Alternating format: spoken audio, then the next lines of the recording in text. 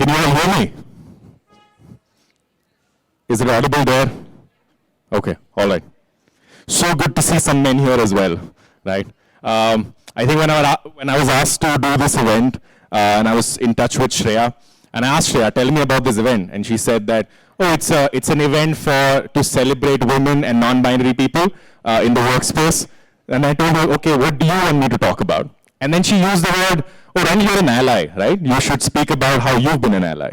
And I think that's the term I want to start with, because it's a term that I had heard when I was a kid when we were speaking about World War, right? And the term allyship came from there. And for me, for you, for me, for all of us here, I think all of us have been fighting our own external and internal wars. And so the term allyship also is very important for me because of the background that I come in. You know, you see me in this floral kurta, sitting here, standing here in this comfortable space, but I was not this. I was 4th Battalion, Mike Squadron 37385, Mike 135 Cadet Ranjan, and I was part of the Indian Army. And the term allyship and the term war meant a lot to us. And so did the definition of being what a man was as well. I think I've also grown up in a setup wherein I was told that men are not supposed to emote, men are not supposed to express their emotion, men are not supposed to cry, right? You know, weak men cry and things like that. Also, is this audible or is it breaking? Okay. So, I mean, I had my journey of unlearning a lot of things. The army is a lovely institution, but I also feel there's still a long way to go in terms of understanding about gender and the gender sensitization in general. And I was part of that crowd. I mean, I remember sitting with a bunch of my course mates in the middle of a survival camp and sitting and objectifying people, because, you know, that's what we do to pass our time. So I've come from that background, and when I became a civilian again, it was difficult for me to navigate my way around opening myself up, because 2017, my career in the army ended, and I had my mental health journey. I went through depression and PTSD, but I just didn't want to talk about it, because all I had been told my life was men don't cry and men don't speak up. And I had carried that narrative for a very long time in my life, but thanks to therapy and coaching, I realized that's not the case. And because of a lot of lovely women in my life, you know, my sisters, my partners in the past, my parents, my classmates, that I was able to unlearn a lot of things and relearn a lot of things about what truly being a human being means, right? And so I've been working in this field for a few years now. One of the aspects which I'm going to touch upon today is how is it that as men we're sort of trapped, and it's not that we don't want to be allies, but I think there's so many other wars that we are fighting, and there's so many other limitations that the society has put on us that just makes it difficult.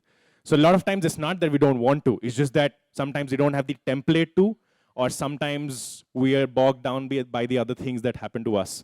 And there's a whole talk I can do on this, but we are short on time. So I have a poem that I wrote a few years ago. And the context of that poem is you can see there's some tattoos on my body. I have 17 of them. And I get the tattoos from the same guy. There's this very small tattoo shop in Kormangla, and the guy's name is Sunil. So I call him Sunil Bhai. So every time I go to him, and then I'll ideate my tattoo idea, and then he's going to make a design, and then we get done and we talk about, I think in that few hours of tattoo session, him and I have our catharsis, because then we speak about the world. And one fine day, he was asking me, this was, I think, my 7th or 8th tattoo I was getting. And he asked me, Ronit, you keep getting these tattoos, why are they always black? Like, why is it that you're not getting colors? And for some reason, I found myself saying that, you know, I don't think I like colors anymore. And that's how the whole poem started. And so the title of the poem is Colors, and the poem self-explanatory. Throughout the poem, I don't want anyone of you to clap. There's a thing we do in poetry that if you like something, we snap. So feel free to snap, do not clap. And by the end of it, if we have some time, you can ask me some questions I would love to answer. All right, we're good to go? Yes, no? भाई मैं ex-फौजी हूँ, ये yes से तो नहीं चलेगा. Are we ready? Much better, thank you. But I'm going to sit down as well.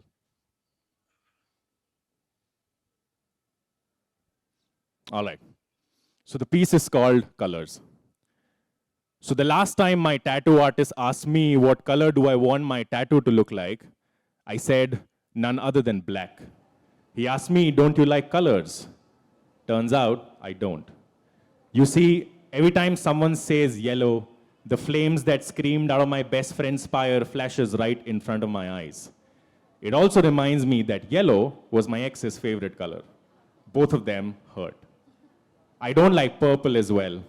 It reminds me how I bruised my skin by beating myself up for things that didn't really matter. It reminds me how I choked my self-respect, pushed away my conscience, and walked over my integrity just so I could fit in. Red. Now red bothers me a lot. It reminds me of the cramps and groans of my mother every month when she bleeds. They say mothers are goddesses, yet these goddesses are not allowed to enter the temple for those 5 days. So tell me, where will she go to ease her pain? I wish I could bleed for her, you know. And don't even get me started with white. It's what people used to cover their faces with after killing each other's spirit. Hell, white is just a canvas to draw blood and create intricate patterns of chauvinism and distrust. And yet, if these are not enough for me to hate colors, you can bring in the blue, because I'm a man, right?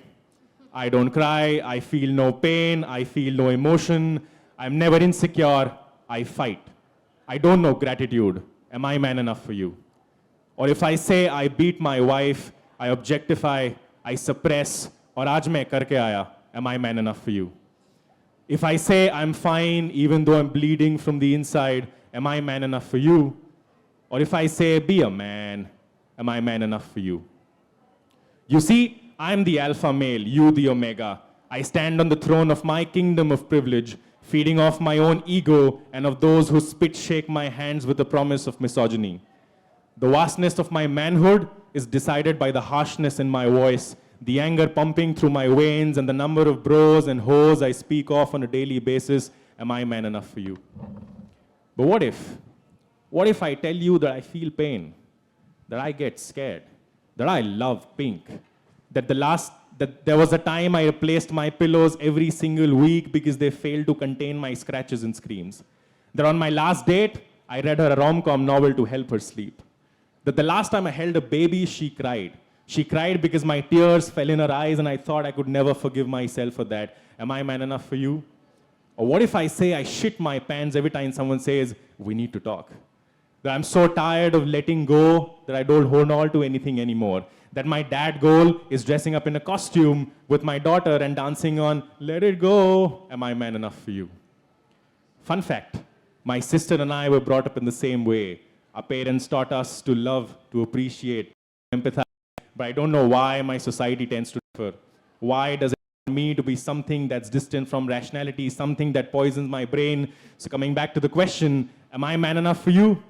You know what? Screw you. So dear men, it's okay. It's okay to be broken. It's okay to be hurt. It's okay to cry. It's okay if you don't like metal. It's okay if you can't ride a bike. It's okay if you love fairy lights. And it's okay if you call your best friend in the middle of the night. Can we be strong enough to be sensitive? Can we be bold enough to be vulnerable? Can we hold hands when we are scared? Can we lean on shoulders when we want to cry? Can we tell when we feel insecure? And can we ask for hugs when we want to hide? Can we just stop fucking pretending that we don't need help? We don't have to be the way they want us to be. So you know what? I'm done being man enough. I just want to be a human again. So sir, can you please just fill my tattoos with black?